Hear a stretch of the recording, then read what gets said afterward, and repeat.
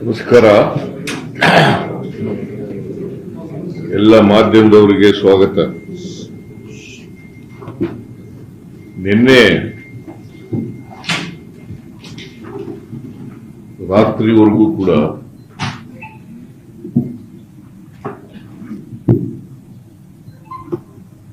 ಮಧ್ಯರಾತ್ರಿವರೆಗೂ ಕೂಡ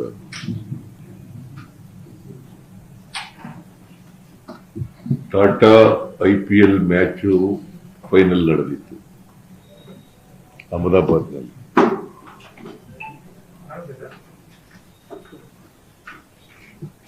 ಇವತ್ತು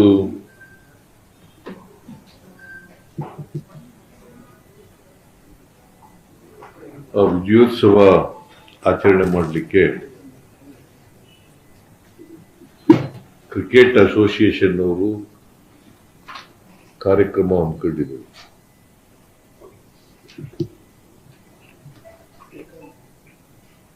ಸರ್ಕಾರದ ವತಿಯಿಂದ ಕೂಡ ಕಾರ್ಯಕ್ರಮ ಏರ್ಪಾಡು ಮಾಡಿದ್ದು.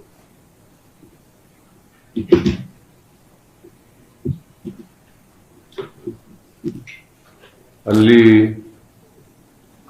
ಈ ವಿಜಯೋತ್ಸವ ಆಚರಣೆ ಮಾಡ್ತಕ್ಕಂಥ ಸಂದರ್ಭದಲ್ಲಿ ಚಿನ್ನಸ್ವಾಮಿ ಕ್ರೀಡಾಂಗಣದಲ್ಲಿ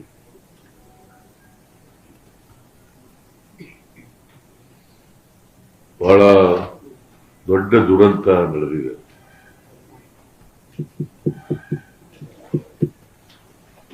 ಜನ ಕಾಲ್ ತುಳಿತಕ್ಕೆ ಒಳಗಾಗಿ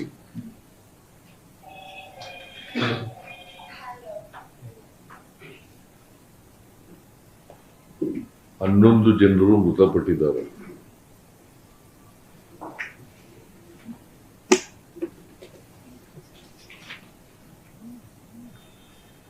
ಮೂವತ್ಮೂರು ಜನರು ನೋವಿಗೆ ಒಳಪಟ್ಟಿದ್ದಾರೆ. ಇಂಜೂರ್ಡ್ 33 ಜನ.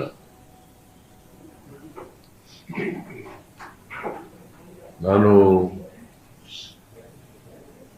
ಬೌರಿಂಗ್ ಹಾಸ್ಪಿಟಲ್ಗೆ, ವೈದೇಹಿ ಮಲ್ಯ ಹಾಸ್ಪಿಟಲ್ಗೆ ಭೇಟಿ ಕೊಟ್ಟಿದ್ದೆ.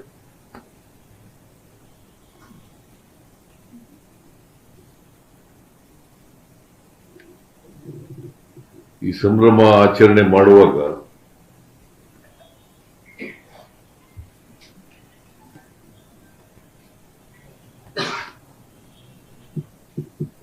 ಇಂಥ ಒಂದು ದುರಂತ ನಡಿಬಾರ್ದಾಗಿತ್ತು.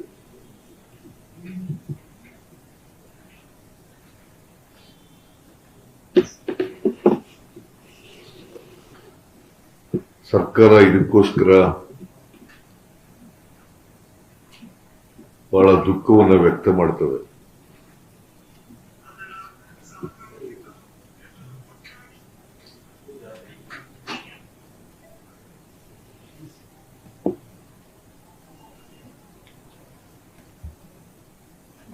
ನಮ್ಮ ನಿರೀಕ್ಷೆಗೂ ಮೀರಿ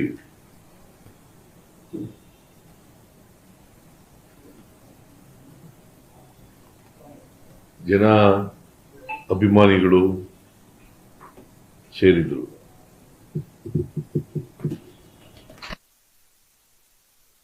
ಎದುರುಗಡೆ ಸುಮಾರು 1 ಲಕ್ಷಕ್ಕೂ ಹೆಚ್ಚು ಜನ ಸೇರಿದ್ರು.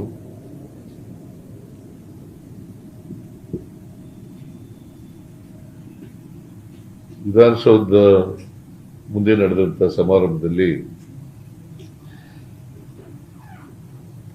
ಯಾವುದೇ ಅನಿರೀಕ್ಷಿತ ಘಟನೆ ನಡೆದಿಲ್ಲ, ದುರಂತ ನಡೆದಿಲ್ಲ.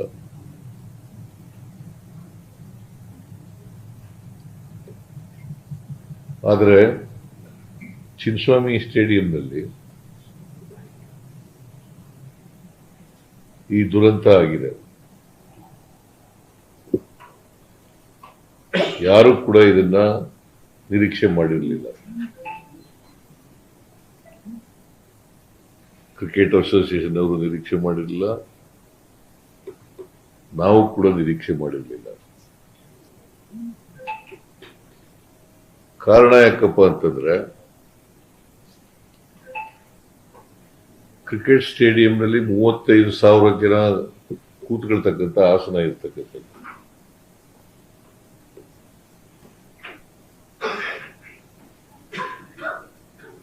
ಕ್ರಿಕೆಟ್ ಸ್ಟೇಡಿಯಂನಲ್ಲಿ ಚಿನ್ನಸ್ವಾಮಿ ಕ್ರಿಕೆಟ್ ಸ್ಟೇಡಿಯಂನಲ್ಲಿ 35 ಆಸನಗಳಿರ್ತಕ್ಕಂಥ ಸ್ಟೇಡಿಯಂ ಅದು. ಆದ್ರೆ 2-3 ಲಕ್ಷ ಜನ ಬಂದ್ಬಿಟ್ಟಿದ್ದಾರೆ.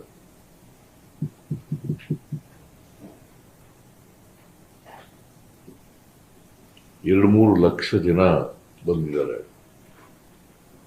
ಮತ್ತೆ ನಿನ್ನೆ ಮ್ಯಾಚ್ ನಡೆದಿರೋದು ಸಾಯಂಕಾಲ, ನಮಗೆ ಬೆಳಿಗ್ಗೆ ಇದನ್ನ ಮಾಡಿರ್ತಕ್ಕಂಥದ್ದು ಕ್ರಿಕೆಟ್ ಅಸೋಸಿಯೇಷನ್ ಅವರು. ಹಾಗಾಗಿ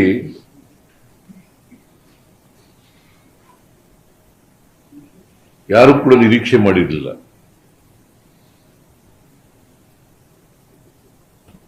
ಇಷ್ಟು ಜನ ಬರ್ತಾರೆ ಅಂತ ನಿರೀಕ್ಷೆ ಮಾಡಿರಲಿಲ್ಲ.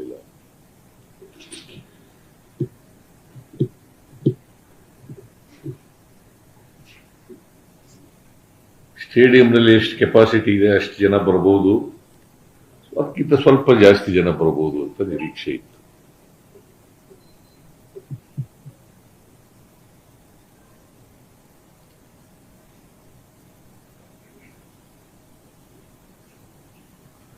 ನಾನು ಸತ್ತ ಕುಟುಂಬದ ವಾರಸುದಾರರಿಗೆ, ಯಾಕಂದ್ರೆ ವಿಶೇಷವಾಗಿ ಹೆಚ್ಚು ಜನ ಸತ್ತಿರೋರು ಎಲ್ಲ ಯುವ ಜನಾಂಗದವ್ರೆ, ಹೆಣ್ಮಕ್ಳು ಗಂಡು ಮಕ್ಕಳು ಎಲ್ಲ ಸತ್ತಿದ್ದಾರೆ.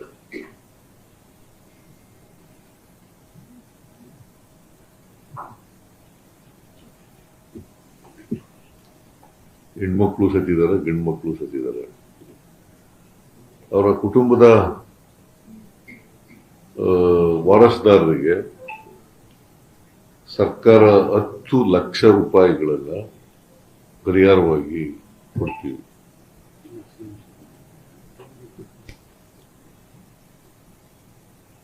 ಸುಮಾರು 11 ಜನ ಸತ್ತಿದ್ದಾರೆ. 11 ಜನರಿಗೂ 10 ಲಕ್ಷ ರೂಪಾಯಿಗಳನ್ನ ಪರಿಹಾರವಾಗಿ ಕೊಡ್ತೇವೆ. ಮತ್ತೆ ಯಾರು ಗಾಯಗೊಂಡಿದ್ದಾರೆ ಅವ್ರಿಗೆಲ್ಲರಿಗೂ ಕೂಡ ಉಚಿತವಾಗಿ ಚಿಕಿತ್ಸೆ ಕೊಡ್ತಕ್ಕಂಥದ್ದನ್ನ ನಾನು ಈಗಾಗಲೇ ಸೂಚನೆ ಕೊಟ್ಟಿದ್ದೀನಿ. ಖಾಸಗಿ ಆಸ್ಪತ್ರೆಯಲ್ಲಿ ಯಾರ್ಯಾರು ಚಿಕಿತ್ಸೆ ಪಡ್ಕೊಂಡಿದ್ದಾರೆ ಅವ್ರಿಗೂ ಕೂಡ ಚಿಕಿತ್ಸೆ ಖರ್ಚನ್ನ ಸರ್ಕಾರನೇ ಭರಿಸ್ತದೆ. ಸರ್ಕಾರಿ ಆಸ್ಪತ್ರೆಗಳಲ್ಲಿ ಅಫ್ಕೋರ್ಸ್ ಬೌರಿಂಗ್ ಹಾಸ್ಪಿಟಲಲ್ಲಿ ಫ್ರೀಯಾಗಿ ಎಲ್ಲರಿಗೂ ಉಚಿತವಾದಂಥ ಚಿಕಿತ್ಸೆ ಕೊಡ್ತೀವಿ. ಎಲ್ಲ ಗಾಯಾಳುಗಳಿಗೆ 33 ಜನ, ನನಗೀಗ ಅಂಕಿಅಂಶಗಳ ಪ್ರಕಾರ 33 ಜನ, 11 ಜನ ಸತ್ತಿದ್ದಾರೆ. ಬಟ್ ಈ 33 ಜನರು ಕೂಡ ಅದೃಷ್ಟವಶಾತ್ 47 ಇಂಜರ್ಡ್, 47 ಮೈನರ್ ಆಗಿ ಹೋಗ್ಬಿಟ್ಟಿದ್ದಾರೆ. ಅವರು ಮೈನರ್ ಅವರು ಔಟ್ ಪೇಷಂಟ್ ಆಗಿ ಹೋಗ್ಬಿಟ್ಟಿದ್ದಾರೆ. ಟೋಟಲ್ 40. ಕೆಲವರು ಔಟ್ ಪೇಷಂಟ್ ಆಗಿ ಹೊರಟೋಗಿದ್ದಾರೆ, ಚಿಕಿತ್ಸೆ ಪಡ್ಕೊಂಡು ಹೊರಟೋಗಿದ್ದಾರೆ. ಅವರು ಸೇರಿಸಿದ್ರೆ 47 ಜನ.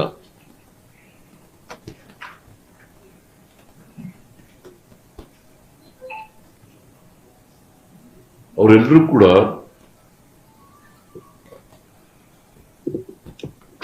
ಯಾರ್ಯಾರು ಇಂಜುರಿ ಆಗಿದೆ ಅವರೆಲ್ಲರೂ ಕೂಡ ನನಗೆ ಡಾಕ್ಟರ್ಗಳ ಜೊತೆ ಮಾತಾಡಿದ ಮೇಲೆ ನನಗೆ ಅವ್ರು ಹೇಳಿರೋ ಪ್ರಕಾರ they are all out of danger.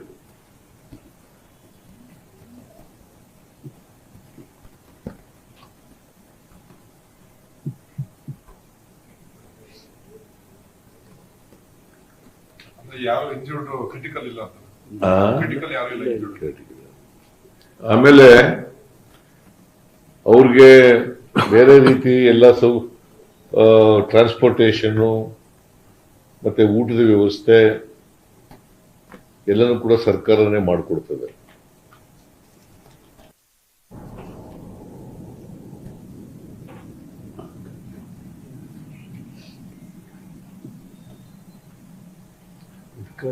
ಇದು ಒಂದು ಅನಿರೀಕ್ಷಿತ ದುರಂತ.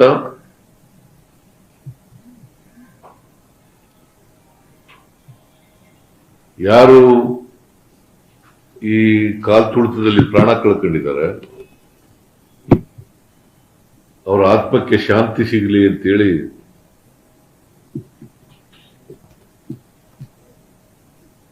ಸರ್ಕಾರ ಪ್ರಾರ್ಥನೆ ಮಾಡ್ತದೆ.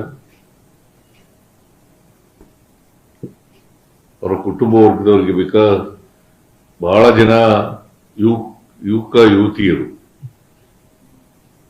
ಕೆಲವರು ವಿದ್ಯಾರ್ಥಿಗಳು ಕೂಡ ಇದ್ದಾರೆ.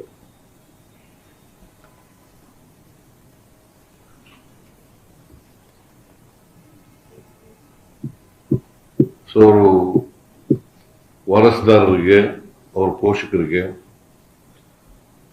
ಅವರ ಸಾವಿನ ದುಃಖವನ್ನು ಭರಿಸ್ತಕ್ಕಂಥ ಶಕ್ತಿ ಕೊಡಲಿ ಅಂತೇಳಿ ದೇವರಲ್ಲಿ ಪ್ರಾರ್ಥನೆ ಮಾಡ್ತೇನೆ.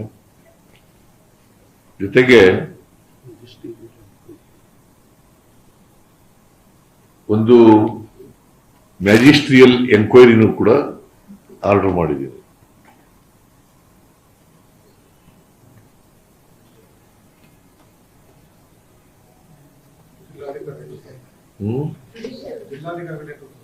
ಹೌದು, ಜಿಲ್ಲಾಧಿಕಾರಿಯಿಂದ ವಿಚಾರಣೆ ಮಾಡಿಸ್ತೀನಿ. ವಿಚಾರಣೆ ಮಾಡಿಸಿ ಯಾರು ತಪ್ಪಿತಸ್ಥಿದ್ದಾರೆ ಅವ್ರ ಮೇಲೆ ಕ್ರಮ ತಗೋತೀವಿ.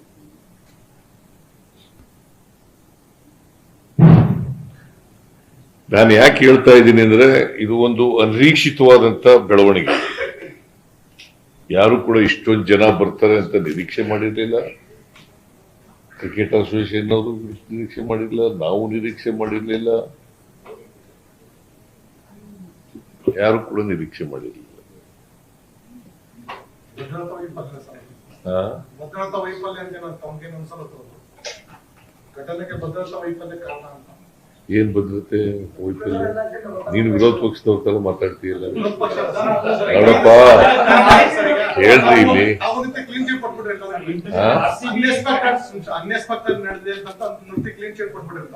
ಕ್ಲೀನ್ ಚಿಟ್ಟು ಅನಿರೀಕ್ಷಿತವಾಗಿ ಬಂದಿದ್ದಾರೆ ಜನ ಅಂತ ಹೇಳಿದ್ದಪ್ಪ.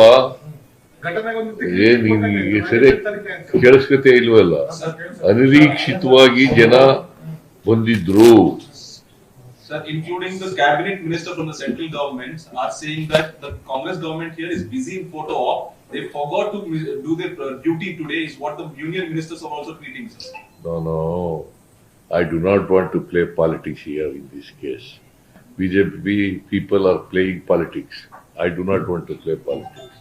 That is why ಅನಿರೀಕ್ಷಿತವಾದಂತ ಜನ ಬಂದಿದ್ರು ಕೂಡ ನಾನು ಮ್ಯಾಜಿಸ್ಟ್ರಿಯಲ್ ಎಂಕ್ವೈರಿಯನ್ನ ಮಾಡಿಸ್ತಾ ಇದ್ದೀನಿ. ಯಾರು ತಪ್ಪಿತಸ್ಥಿದ್ದಾರೆ, ಅದು ಭದ್ರತಾ ವೈಫಲ್ಯ ಇರ್ಬೋದು, ಇನ್ಯಾವುದೇ ವೈಫಲ್ಯ ಇರ್ಬೋದು, ಯಾವುದೇ ಇರ್ಬೋದು, ಅವೆಲ್ಲಕ್ಕೂ ಕೂಡ ಮ್ಯಾಜಿಸ್ಟ್ರಿಯಲ್ ಎಂಕ್ವೈರಿಯನ್ನ ಮಾಡಿಸ್ತಾರೆ.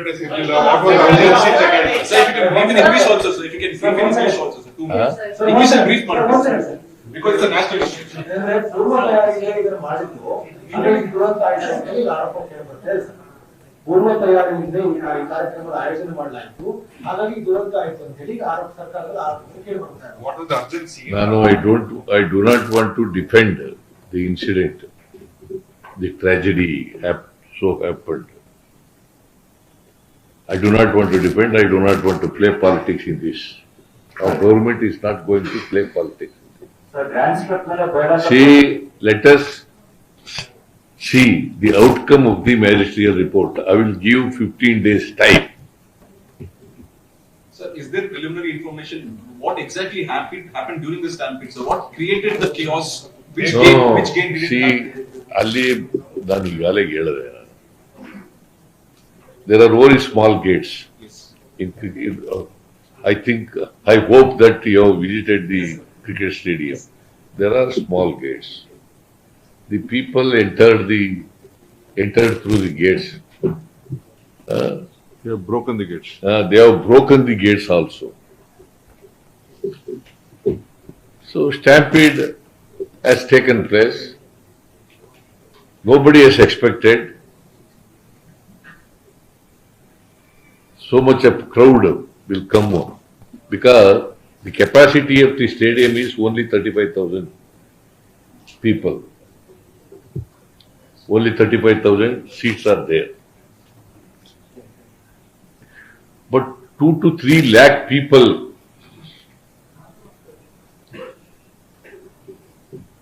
have come to participate in the celebration.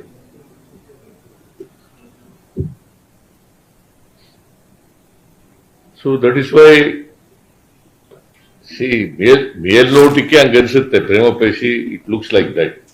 It doesn't mean that ನಾನು ಖಚಿತವಾಗಿ ಏನು ನಡೆದೇ ಇಲ್ಲ ಅಂತ ಏನು ಹೇಳಿಲ್ಲ. That is why I ordered magisterial inquiry and I given 15 days time. Sir, Rahul Gandhi has tweeted. Your leader Rahul Gandhi has just tweeted, sir. Every safety protocol for public event must be reviewed by the government and strictly enforced. ಅಂತ tweet ಮಾಡಿದ್ರು sir Rahul Gandhi just now, sir. ನಾನು ನೋಡಿಲ್ಲ, ಇನ್ನೂ ನೋಡಿಲ್ಲ.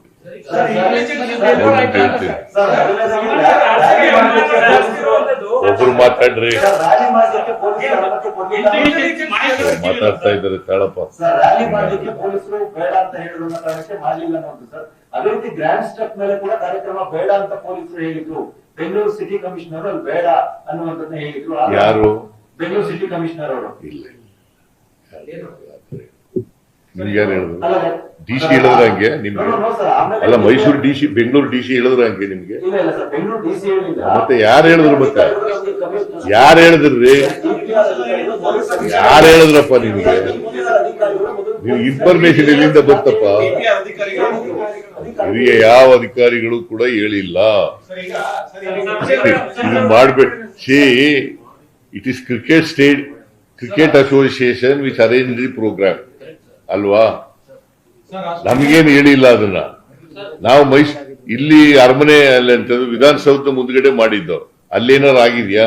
ಇಲ್ಲ ಅಲ್ವಾ? ಅಲ್ಲಿ ಸುಖಾಂತ್ಯವಾಗಿ ನಡೆದಿದೆ. ಬಟ್ ಕ್ರಿಕೆಟ್ ಸ್ಟೇಡಿಯಂನಲ್ಲಿ ಆಗ್ತದೆ ಅಂತ ಹೇಳಿ ನಮ್ಗೇನು ಗೊತ್ತಾಗ್ಲಿಲ್ಲ. ನಾನು ಹೋಗುವುದಿಲ್ಲ ಅಲ್ಲಿ.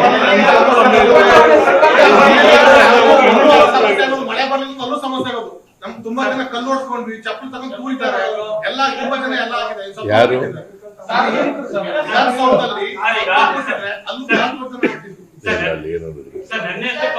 ಸುಮ್ಮನೆ ನೀವೆಲ್ಲ ಅಲ್ಲಿ ಅಲ್ಲೂ ಇದ್ರಲ್ಲಪ್ಪ ನೀವೆಲ್ಲ. ಅಲ್ಲೇನ್ ನಡೀತು? ನನಗ್ ಗೊತ್ತಿರೋ ಮಟ್ಟಿಗೆ ಏನು ನಡೆದಿಲ್ಲ ಅಲ್ಲಿ. ನನಗ್ ಗೊತ್ತಿರೋ ಮಟ್ಟಿಗೆ, ನನಗಿರೋ ಇನ್ಫಾರ್ಮೇಶನ್ ಪ್ರಕಾರ ಏನು ನಡೆದಿಲ್ಲ.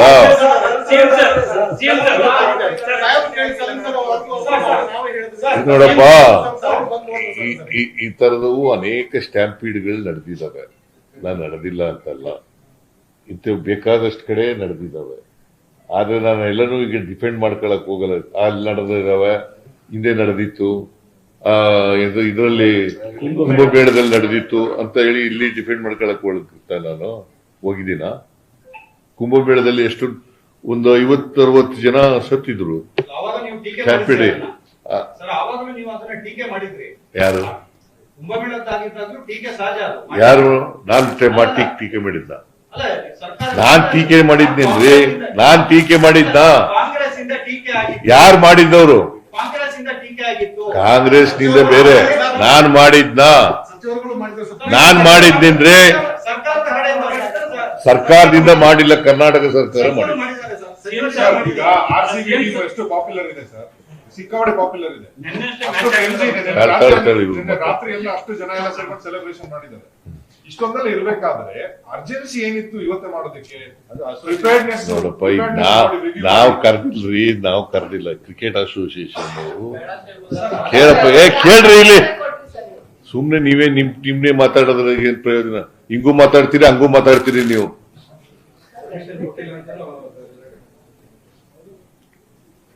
ನಾವು ಕರೆದಿರ್ಲಿಲ್ಲ, ಕ್ರಿಕೆಟ್ ಅಸೋಸಿಯೇಷನ್ ಅವ್ರು ಕರೆದಿದ್ರು. ಅವ್ರು ಇಲ್ಲಿ ಮಾಡಬೇಕು ಅಂತಂದ್ರು. ಇಲ್ಲಿ ಇದರಲ್ಲಿ ವಿಧಾನಸೌಧ ಮುಂದ್ಗಡೆ ಮಾಡಬೇಕು ಅಂತ ನಾವು ಪರ್ಮಿಷನ್ ಕೊಟ್ಟಿದ್ದೆವು. ಮತ್ತೆ ನಿನ್ನೆ ತಾನೇ ಮ್ಯಾಚ್ ನಡೆದಿರೋದು, ಇವತ್ತು ಹೇಳಿದ್ದಾರೆ ಮಾಡಬೇಕು ಅಂತ ಹೇಳಿದ್ರು, ಮಾಡಿದೀವಿ ಅಷ್ಟೇನೆ. ನೀವು ಮಾಡ್ಲಿಲ್ಲ ಅಂತಂದ್ರೆ ನೀವೇನ್ ಬರೀತಿದ್ರಿ? ಮಾಡ್ಲಿಲ್ಲ ಅಂತ ಬರೀತಿದ್ರಿ. ಅದನ್ನೂ ಹೇಳ್ತೀರಿ ಇದನ್ನೂ ಹೇಳ್ತೀರಿ. ನೋಡ್ರಿ ಈ ದುರಂತ ಕೇಳಪ್ಪ ಇದೆ ಸುಮ್ನೆ ನೀನು ಎಷ್ಟು ಸಾರು ಮಾತಾಡ್ತೀಯ. ಹಂಗಲ್ಲ ಸರ್, ಕೇಳ ರಾಜ್ಯವನ್ನು ಪ್ರತಿನಿಧಿಸಿಲ್ಲ ಸರ್ ಅವರು. ನೀನು ಏನ್ ನೀ ಹೇಳೋದ್ರ ಕೇಳ ನಾನು ಉತ್ತರ ಕೊಡಕ್ಕಾಗಲ್ಲ ನಾನು. ಕೇಳಪ್ಪ ಸುಮ್ನೆ. ಈ ದುರಂತ ನಡಿಬಾರ್ದಾಗಿತ್ತು, ನಡೆದೋಗಿದೆ. ಸರ್ಕಾರ ಈ ದುರಂತಕ್ಕೆ ನಾವು ಮರುಗ್ತೀವಿ, ದುಃಖಿಸ್ತೀವಿ. ನಾವು ಇಲ್ಲಿ ಕ್ರಿಕೆಟ್ ಅಸೋಸಿಯೇಷನ್ ನಲ್ಲಿ ನಾವು ಪೊಲೀಸ್ ಒದಗಿಸ್ಕೊಡೋದು ಅಷ್ಟೇ. ಅಲ್ಲಿಗೆ ನಾವು ಮಾಡಲ್ಲ ಫಂಕ್ಷನ್. ಪೊಲೀಸ್ ಭದ್ರತೆಯನ್ನು ಒದಗಿಸ್ಕೊಡ್ತಕ್ಕಂಥದ್ದು ಅಷ್ಟೇನೆ. ಸೊ ಅಲ್ಲಿ ಆಗ್ಬಾರ್ದು ಆಗ್ಬಿಟ್ಟಿದೆ. ಅದಕ್ಕೋಸ್ಕರನೇ ಮ್ಯಾಜಿಸ್ಟ್ರಿಯಲ್ ಎಂಕ್ವೈರಿ ಮಾಡ್ತಾ ಇದ್ದೀವಿ. ಯಾರು ತಪ್ಪು ಮಾಡಿದಾರೆ ಅವ್ರ ಮೇಲೆ ಕ್ರಮ ತಗೋತೀವಿ.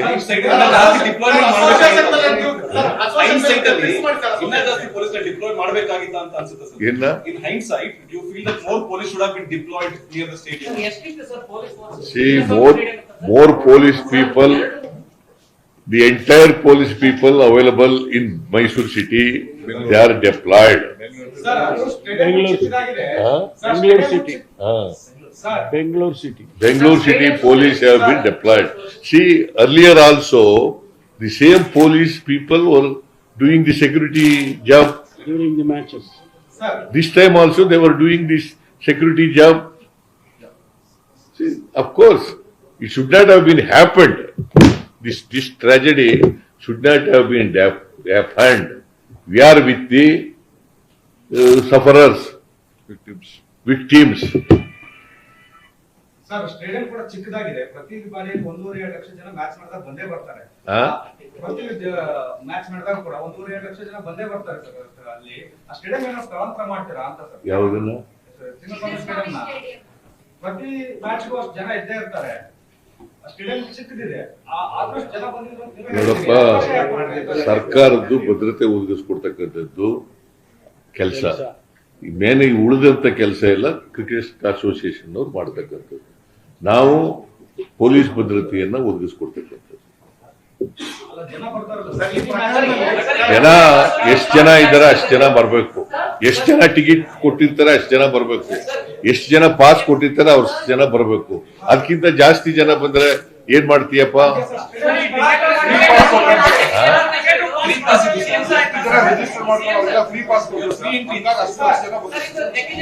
ಫ್ರೀ ಪಾಸ್ ಕೊಡಲ್ಲ. ಎಷ್ಟು ಟಿಕೆಟ್, ಎಷ್ಟು ಸೀಟ್ಗಳಿದ್ದಾವೆ ಅಷ್ಟೇ ಪಾಸ್ಗಳು ಕೊಡೋದು, ಅಷ್ಟೇ ಟಿಕೆಟ್ಗಳು.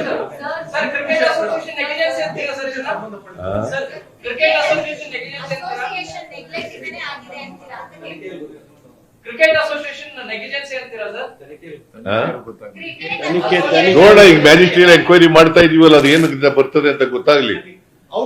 ಈಗ ಕ್ರಿಕೆಟ್ ಅಸೋಸಿಯೇಷನ್ ಅವ್ರ ಮೇಲೆ ಬರ್ತದ, ಇಲ್ಲ ನಾ ಪೊಲೀಸ್ ಪೀಪಲ್ ಮೇಲೆ ಬರ್ತದ, ಅಥವಾ ಇನ್ಯಾವ್ದಾದ್ರು ಅಡ್ಮಿನಿಸ್ಟ್ರೇಷನ್ ಲ್ಯಾಪ್ಸಸ್ ಇದೆಯಾ ಗೊತ್ತಾಗತ್ತಲ್ಲ. ಮ್ಯಾಜಿಸ್ಟ್ರೇಟ್ ಎಂಕ್ವೈರಿ ಆಗಿ ಮ್ಯಾಜಿಸ್ಟ್ರೇಟ್ ಎಂಕ್ವೈರಿ ಆಗಕ್ಕೂ ಮುಂಚಿತವಾಗಿ ನಾನೇ ಎಲ್ಲನೂ ಹೇಳ್ಬಿಟ್ಟು ಈಗಲೇ ಕೂತ್ಕೊಂಡು ಹೇಳಿ ಅಂತಂದ್ರೆ ನಿಖರ ಸುದ್ದಿ, ಸದಭಿರುಚಿಯ ಕಾರ್ಯಕ್ರಮ. ನೀವು ನೋಡ್ತಾ ಇದ್ದೀರಾ ಕಹಳೆ ನ್ಯೂಸ್, ಸಮಾಜದ ಜಾಗೃತಿಗಾಗಿ ವಸ್ತುನಿಷ್ಠ ವರದಿ.